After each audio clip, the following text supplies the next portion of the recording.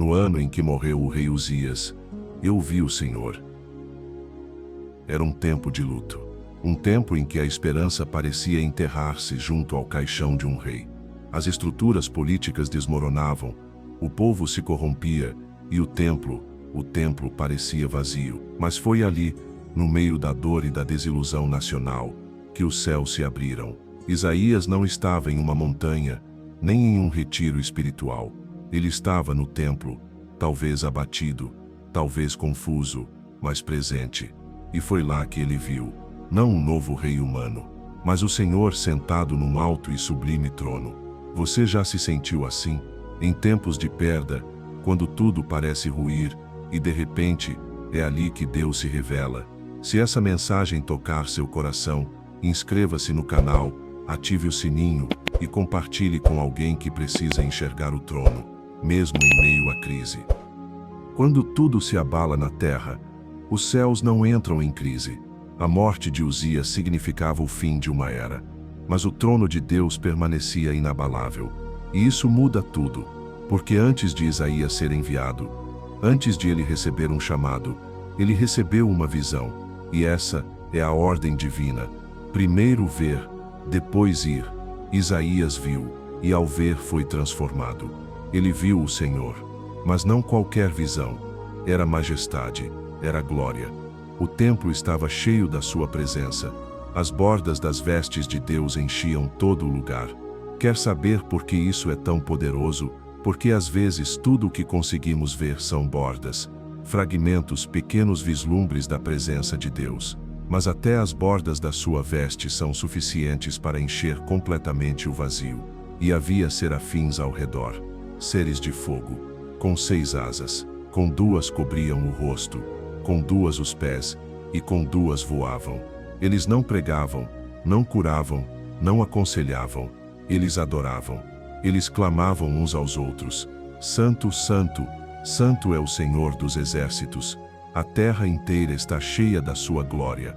É interessante notar, eles não diziam poderoso, poderoso, poderoso, nem misericordioso, misericordioso, misericordioso, mas santo. Santidade é o atributo central de Deus. É aquilo que separa o Criador da criação. É o brilho que queima, a luz que revela, o fogo que consome impurezas. E esse clamor fez tremer os batentes das portas. A fumaça encheu o templo. A glória de Deus não é silenciosa. Ela estremece estruturas. Ela não é passiva. Ela invade, queima, sacode, purifica. Ela não nos deixa do mesmo jeito. Isaías então faz algo profundo. Ele não corre, não se esconde. Ele confessa: ai de mim, estou perdido. Sou um homem de lábios impuros, e habito no meio de um povo de impuros lábios. E os meus olhos viram o Rei, o Senhor dos exércitos. É assim que a santidade age. Ela revela, e ao revelar, despedaça o orgulho. Isaías, o profeta, o homem da palavra, confessa que seus lábios são impuros. Ele não diz: sou um profeta, estou pronto. Ele diz: ai de mim, estou perdido. Só quem vê a glória pode ver o próprio pecado. Quantas vezes olhamos para o mundo, para a crise, para os outros, e esquecemos de olhar para dentro? Deus não quer apenas nos usar, Ele quer nos purificar. E foi o que Ele fez. Um dos serafins voa até o altar, com uma tenaz, pega uma brasa viva e toca os lábios de Isaías. Eis que esta brasa tocou os teus lábios. A tua iniquidade foi removida, e o teu pecado perdoado. É no altar que começa a cura. Não nas estratégias, não nas opiniões, mas no altar. E esse altar ainda está aceso. Ainda hoje brasas vivas tocam corações sinceros. Então disse eu: ai de mim, estou perdido, porque sou homem de lábios impuros e habito no meio de um povo de impuros lábios, e os meus olhos viram o Rei, o Senhor dos exércitos. Isaías 6:5. Isaías não respondeu com euforia à visão. Não dançou no templo, nem correu para contar. A primeira reação dele foi desespero. Foi quebrantamento. Foi um grito de alma. Ai de mim! Na presença de Deus as máscaras caem. Não há verniz religioso, nem reputação, nem bom desempenho que nos sustente diante da sua santidade. Isaías não comparou sua vida com a de outros. Ele não disse: sou melhor que os corruptos da minha nação. Ele olhou para o trono, e tudo dentro dele foi exposto. Você já teve um momento assim, em que, diante da glória de Deus, percebeu que não era tão forte quanto imaginava, que sua santidade era frágil, que seus lábios falavam de Deus, mas o coração estava distante? A verdadeira visão de Deus sempre nos leva à verdade sobre nós mesmos. A santidade de Deus não nos esmaga para nos destruir, ela nos revela para nos curar. E é exatamente isso que acontece a seguir. Então um dos serafins voou até mim, trazendo na mão uma brasa viva, que tirara do altar com uma tenaz. Com ela tocou a minha boca e disse: eis que ela tocou os teus lábios, a tua culpa foi removida, e o teu pecado foi perdoado. Isaías 6:6-7. O mesmo altar diante do trono, o lugar de sacrifício, se torna agora fonte de restauração. Deus não nos chama perfeitos, Ele nos purifica para o chamado. Isaías se reconhece indigno, e então é tocado. Não foi Isaías que se levantou para alcançar o céu, foi o céu que se inclinou até ele. Talvez você esteja se perguntando: como posso ser usado por Deus se ainda luto com falhas? Mas Deus não busca os fortes, Ele busca os disponíveis. Ele não espera que você se torne digno por conta própria. Ele toca, Ele perdoa, Ele envia. E veja, a brasa toca justamente os lábios, a parte do corpo que ele reconheceu como impura, a área que Isaías sabia ser sua maior fraqueza. Deus transforma em instrumento da missão. Talvez aquilo que hoje você mais teme ou mais esconde, seja exatamente onde Deus quer tocar para te usar.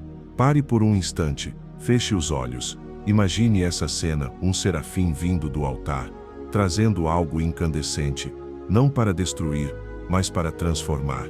O toque não é leve, é ardente, mas cura, traz perdão, traz propósito. Isaías se levanta diferente. Ele não é mais o mesmo homem que entrou no templo. E então, pela primeira vez, ele ouve a voz de Deus diretamente: a quem enviarei, e quem há de ir por nós? Isaías 6:6-8. Deus não impõe, Ele pergunta, Ele convida, Ele compartilha seu plano com Isaías, e com isso, compartilha também a dor do seu coração por uma nação caída. O trono se transforma em púlpito, a glória se transforma em missão. A pergunta ecoa nos céus, e agora também ecoa aqui em sua tela: quem há de ir? Quem vai se levantar nesta geração? Quem vai proclamar esperança em meio ao caos? Isaías, agora redimido, responde sem hesitar: eis-me aqui, envia-me a mim. Essa não é uma resposta leviana, não é uma bravata religiosa. É o grito de alguém que viu a glória, sentiu a dor e foi curado pelo fogo. Se essa palavra já está mexendo com seu coração, não se esqueça de curtir o vídeo, deixar seu comentário e se inscrever no canal. Vamos juntos seguir para o bloco 03, onde mergulharemos no conteúdo mais desafiador do chamado de Isaías. Eis-me aqui, envia-me a mim. Uma resposta poderosa, não é? Mas logo depois da entrega total de Isaías, Deus revela o conteúdo da missão, e o que ele diz não é o que esperaríamos. Vai e dize a este povo: ouvi, mas não entendais, vede, mas não percebais. Torna insensível o coração deste povo. Isaías 6:9. Espere. O quê? Isaías recebe um chamado para pregar a um povo que não ouvirá, para anunciar a verdade a corações endurecidos, para proclamar a palavra, sabendo que muitos rejeitariam. Sim, esse é o paradoxo do profeta, e essa é a profundidade do chamado de Deus. Você já se sentiu assim? Como se estivesse obedecendo a Deus, falando o que Ele mandou, mas nada mudasse ao seu redor? Essa passagem nos ensina algo vital. Nem sempre sucesso significa resposta imediata. Às vezes, sucesso diante de Deus é apenas obedecer, mesmo sem aplausos, mesmo sem resultados visíveis. Isaías não foi chamado para ser popular, ele foi chamado para ser fiel. E Deus deixa claro: sua mensagem será dura, seus ouvintes resistirão, mas ainda assim, ele deve ir, porque no meio da resistência, sempre haverá um remanescente, sempre haverá corações que, no tempo certo, serão tocados. Quantas vezes você pensou em desistir do seu chamado porque ninguém te ouvia, porque a mudança não vinha, porque parecia estar pregando no deserto? Isaías é prova de que Deus não mede ministérios pelo número de seguidores, mas pela fidelidade no secreto.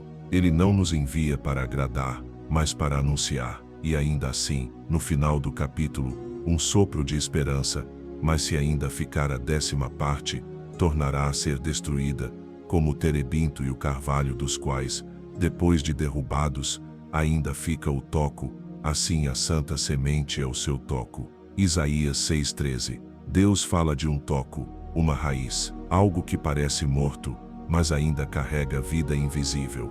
Essa é a promessa. Mesmo que tudo pareça devastado, mesmo que a nação caia, haverá um toco santo, um recomeço, um broto. E esse broto, sabemos hoje, apontava para o Messias Jesus. Isaías não apenas profetizava destruição, ele anunciava a esperança futura. A glória que ele viu no templo era uma prévia da glória que desceria em carne, no menino nascido em Belém. O trono se tornaria cruz, o fogo, graça, o toque nos lábios, agora viria pelo Espírito. Você consegue ver, mesmo quando tudo parece seco, destruído, irreversível, há um toco, a raiz, a promessa. Deus não desperdiça dor, ele planta redenção nas ruínas. Isaías não pediu para ver o trono, ele não procurava por uma experiência sobrenatural, mas naquele dia, algo dentro dele se quebrou, algo se rasgou, e Deus usou aquela fratura para revelar o céu. Depois do fogo nos lábios e da culpa retirada, uma voz ecoa no ambiente celestial: a quem enviarei? E quem há de ir por nós? É aqui que a cena muda. Já não é apenas o trono que domina a visão, é o clamor divino por alguém que vá, que leve, que fale em nome de Deus à sua geração. Isaías ouve a pergunta e responde, não com argumentos, não com medo, mas com entrega: eis-me aqui, envia-me a mim. Simples assim, profundo assim. E talvez essa seja uma das maiores marcas de um verdadeiro encontro com Deus à disposição. Quando os céus se abrem sobre nós, não é apenas para nos consolar, é para nos convocar. E o verdadeiro avivamento não termina em lágrimas no altar, mas em passos concretos em direção a um povo em crise. Isaías viu a glória e depois ouviu o chamado. E essa é a ordem que transforma. Primeiro, ver a majestade, depois ouvir a missão. Quando o trono celestial se revela, a idolatria terrestre perde o brilho. Quando você contempla a santidade, o pecado deixa de ser confortável.